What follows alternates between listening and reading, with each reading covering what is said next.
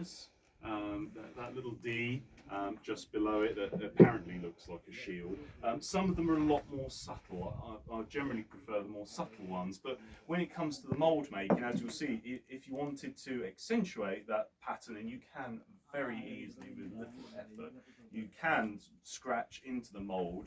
It'll end up as a positive relief on the cast, because you'll scratch into a negative, it will be positive.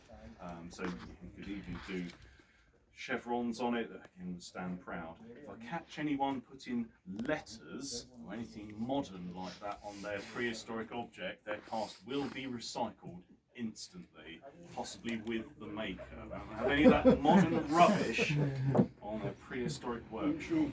Is that even rooms and stuff? No.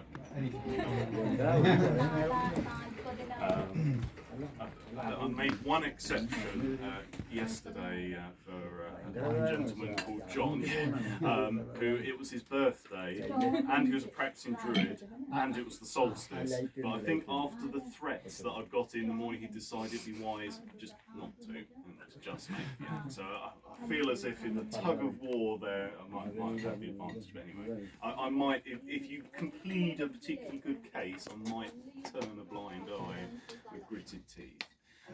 The final, or the last palstave axes you get are these, and they're often considered a shelf type palstave axe.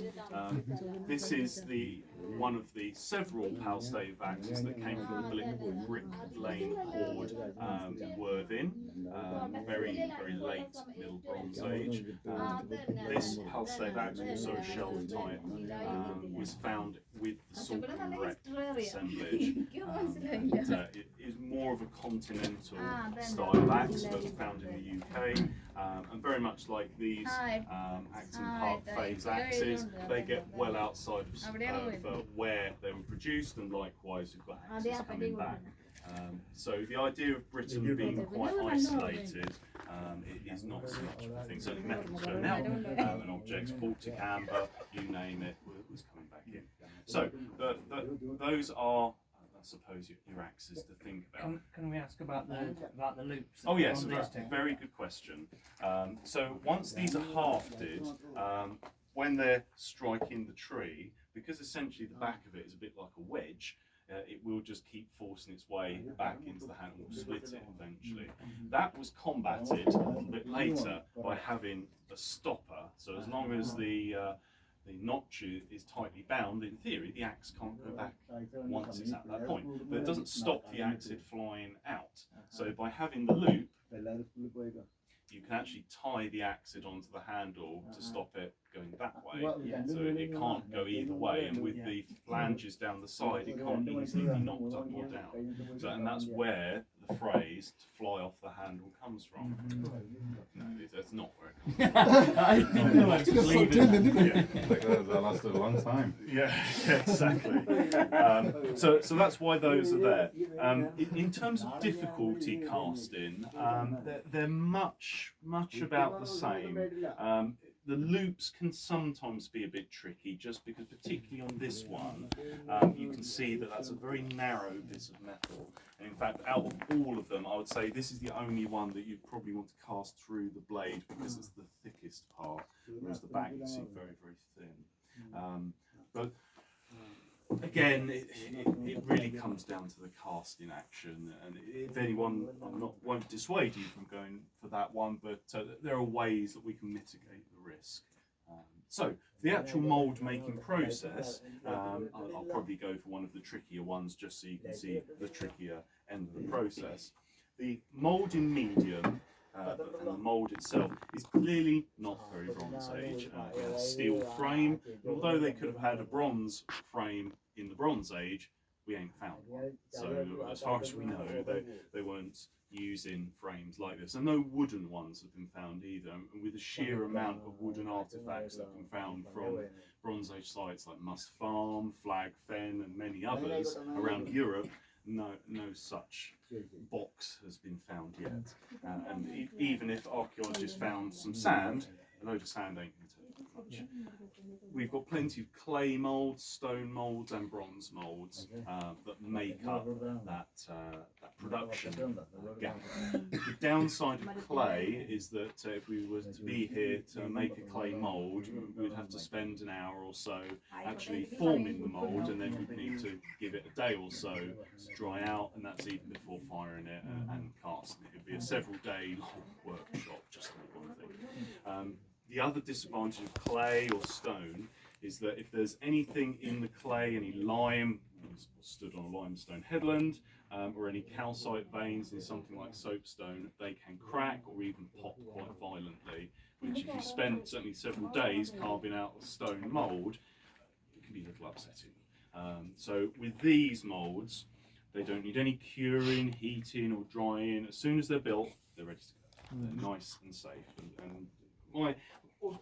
Although it might have sounded initially that my health and safety radar is right on it, it's generally fairly laid back most of the time. But even with moisture in mould, whatever the material it is, with these, if you get a bit of rainwater and you pour into them, they will just throw the liquid metal straight back out as the steam tries to escape very violently. I feel like I'm not selling this workshop very well at this point, but as you can see and feel around you, I've chosen a nice, bright, warm day. So unless someone's feeling particularly mischievous and they pour a little bit of water into someone else's mould, it should all be absolutely fine. It should be absolutely fine. So it is just natural, fine, sorted sand. There's nothing particularly special or magical about it. It's bonded with mineral oil, which is the same stuff you can buy in IKEA to treat salad boards or cutting boards. Nothing particularly special about it. It's not at all toxic in any way. If you want to wear gloves, they're here, totally up to you. I sometimes do, sometimes don't.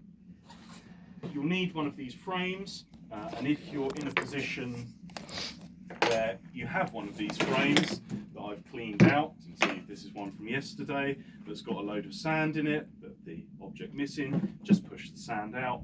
You can see that it holds its shape very well when compressed. It's quite a magical product, really, like a kinetic sand that you can get. So for these moulds, these larger ones are hinged moulds. These moulds out of the way. Now, you have a side that's absolutely flat and another side that's got pins on it. Start with the side that's absolutely flat, that hasn't got the upstanding pins, and the same can be said for the smaller moulds. And these smaller moulds are here if you wanted to go for one of the smaller axes. That would go in just like so, just about the right size. If you're not sure at any point, you forget a step, or you're not sure what mould frame you should use, excuse me, just ask. I'll either be right here with you or I'll be over there, not very far away at all. Start by loading up this side, by breaking up the sand that you might have hanging around, and just start chucking it in. As you're going, you're just starting to break up those chunky bits, but you don't have to worry about separating every grain of sand. You can see there's still a couple of lumps in there, but they're quite small.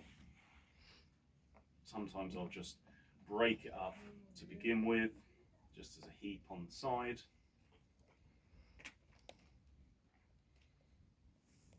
And just push it straight into the mould.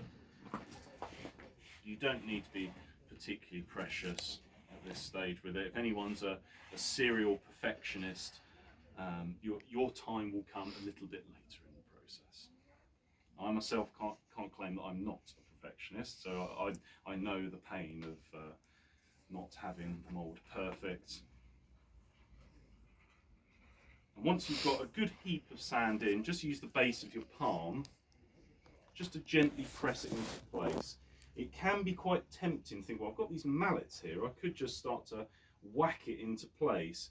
But the problem is that if you make this surface very, very solid, when you come to push your template into the sand, if it's rock hard, it'll be hard work. Whereas at the moment it's firm, but not hard, so it's got a good amount of structure to it.